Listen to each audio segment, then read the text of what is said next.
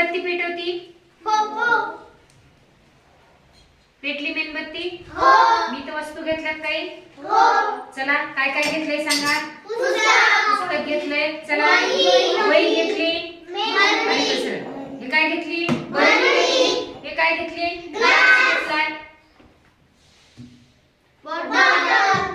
हा पण ग्लास घेतलाय. ही वही घेतली.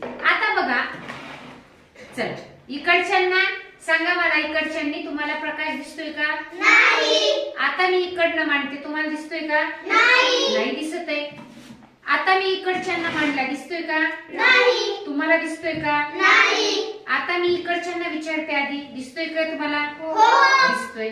आणि आता तुम्हाला दाखवते, दिसतोय. बरोबर आहे. आता बघा इकडच्यांनी सांगायचे तुम्हाला दिसतोय का उजेड? सांगा मला इकडच्यांनी दिसतोय का? हे पक्क लक्षात ठेवायचं म्हणून तुम्हाला मी वारंवार दाखवते. आता सांगा इकडच्यांनी दिसतोय का? नाही. आता तुम्ही पण सांगा. नाही दिसत. आणि आता काय करणार आहे, मला तुम्ही उत्तर देणार आहे. इकडे या थोडस, म्हणजे कळेल तुम्हाला पण. बघा काही वस्तूमधून तुम्हाला उजेड दिसला आरपार आणि काही मधून सांगा नाही दिसला. असं का बरं झालं? मग या वस्तूला काय म्हणायचं आणि ज्यामधून दिसतोय त्या वस्तूला काय म्हणायचं?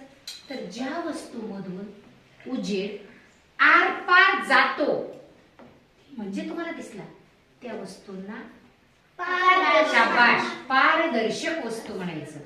ज्या वस्तूमधून उजेड आरपार दुसऱ्या बाजूला दिसत नाही किंवा प्रकाश तो पोहोचत नाही त्या वस्तूला काय म्हणायचं? मग ही वस्तू कशी सांगा? ही कशी सांगा पटकन? ग्लास कसा सांगा? हा ग्लास कसा सांगा? बॉटल सांगा? ही बरणी सांगा?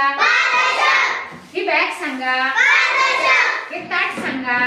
म्हणजे तुम्हाला लक्षात आलंय? पारदर्शक आणि अपारदर्शक वस्तू लक्षात आलंय? छान. तुमच्यासाठी टक्क टाळी.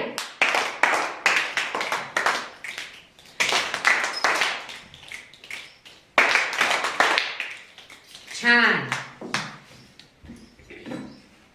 बघा असे वेगवेगळे प्रयोग आपल्याला आले पाहिजे.